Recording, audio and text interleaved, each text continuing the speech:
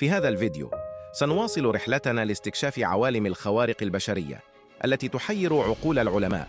سننغمس في الظواهر الغامضة والقضايا العلمية التي يصعب تفسيرها، مستعرضين مجموعة من الحالات التي يعجز العلم حتى اليوم عن فهمها بشكل كامل. دعونا نستعرض سوياً تلك الخوارق ونحاول إلقاء نظرة أعمق على طبيعتها وتأثيرها على فهمنا للعالم من حولنا. نتمنى أن تستمتعوا بالفيديو. لا تنسى الإعجاب والاشتراك في القناة للمزيد من المحتوى المثير. دعمكم يعني لنا الكثير. طفل بعيون قطط. يتمتع الطفل الصيني نونغ يوهوي بقوة خارقة أدهشت الأطباء، ولا يملكها أحد غيره في العالم حتى الآن، إذ يمتلك قدرة بصرية تمكنه من الرؤية في الظلام بنفس الوضوح الذي يرى به في ضوء النهار، حيث يستطيع هذا الطفل الرؤية والتنقل والقراءة في الظلام الحالك بشكل واضح جدا دون وجود أي مصدر للإضاءة. المراهق المعجزة بين أندرود، شاب استأصل الأطباء عينه حينما كان في 2 من عمره بعدما تم تشخيص إصابته بسرطان شبكية العين، وفقد بصره إلى الأبد. لكن على غير المتوقع عاش أندرود بشكل طبيعي جدا، استمتع بحياته ربما أكثر حتى من الأشخاص العاديين. فهو قادر على لعب كرة السلة بمهارة عالية وقيادة الدراجة، بل وحتى استعمال لوح التزحلق، وذلك لأنه استطاع تطوير مهارة الرصد بالصدى التي تملكها حيوانات كثيرة في الطبيعة مثل الدلافين والحيتان والخفافيش، والتي تسمح بتحديد الحواجز والتعرف على المحيط الخارجي من خلال الصوت وارتداد الصدى. ولم يتوقف الأمر عند هذا الحد، فقد أجرى باحثو جامعة كاليفورنيا عدة اختبارات كانت نتيجتها مذهلة، حيث استطاع أندرود معرفة أحجام الأشياء وتحديد الأجسام المتشابهة من بين عدة أجسام تم عرضها أمامه. كل هذا دون أن يرى أو يلمس أي شيء، وهو ما أدى إلى استنتاج أن عقل بينق وصل إلى درجة يستطيع معها تحويل الذبذبات الصغيرة في الهواء إلى معلومات مرئية، وبالتالي فقد استحق لقب المراهق المعجزة بجدارة. إلا أنه للأسف فارق الحياة عام 2009 بعد أن عاد مرض السرطان مرة أخرى ليختطف منه حياته هذه المرة. رجل الثلج. يملك ويم هوف القدرة على تحمل أدنى درجات الحرارة، وفي أكثر الوضعيات قساوة، حيث يستطيع المكوث عارياً داخل حوض مليء بمكعبات الثلج من قدميه إلى رقبته لأكثر من 90 دقيقة، علماً بأن الشخص العادي سيفقد وعيه في غضون دقائق.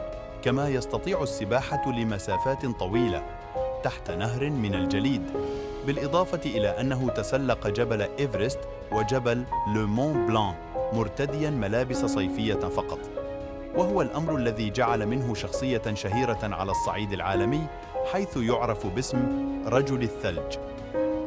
الذاكرة الفوتوغرافية. يمتلك ستيفان ويلتشر، وهو فنان بريطاني متوحد، قدرة تتمثل فيما يسمى الذاكرة الفوتوغرافية، بمعنى أنه يستطيع تذكر ورسم أصغر التفاصيل المتعلقة بشيء ما بعد مشاهدته مرة واحدة فقط بدقة عالية، وكأن عقله قام بالتقاط صورة لما شاهده ثم احتفظ بها في ذاكرته. ولكن لن يعتبر البعض هذه الميزة قوة خارقة، لأن العديد من الأشخاص يتمتعون بها، لكن هذا الفنان البريطاني يمكنه رسم مدن بأكملها. فقد صور إحدى التجارب التي خاضها، فقد أخذ في جولة على الهليكوبتر فوق سماء مدينة روما لمرة واحدة فقط، ليقوم بعدها برسم المدينة كاملة بأصغر تفاصيلها. جنين خارج الرحم، 37 عاماً. في حالة فريدة من نوعها، اكتشف فريق طبي بالجزائر حالة نادرة جدا في العالم، ترجع إلى عجوز تبلغ من العمر 73 عاماً، تحمل في بطنها جنيناً منذ 35 عاماً، لم تشعر به، واكتشفت ذلك بعد إجراء فحوص لها بالأشعة والتصوير المقطعي. اتضح أنه جنين متحجر كامل، ظلت تحمله منذ 35 سنة، وزنه يزيد على 2 كيلومترا. وما زاد الأمر غرابة أن الجنين كبر حتى وصل الشهر السابع، وهو كامل الأطراف السفلية والعلوية والرأس والبطن، لكنه متحجر، وهي حالة نادرة جدا، لأن جميع أعضاء الجسد تكونت خارج الرحم دون أن يسبب نزيفا داخليا للأم أو تعفنا كاد أن يفقدها حياتها. وهذه الحالة النادرة عاشت بها العجوز نصف عمرها ولم تشعر بجنينها يوما، رغم أنه متحجر ولم ينتج عنه أي مرض آخر، وهو ثابت في بطنها ولم يسبب لها طيلة حياتها أي ضرر.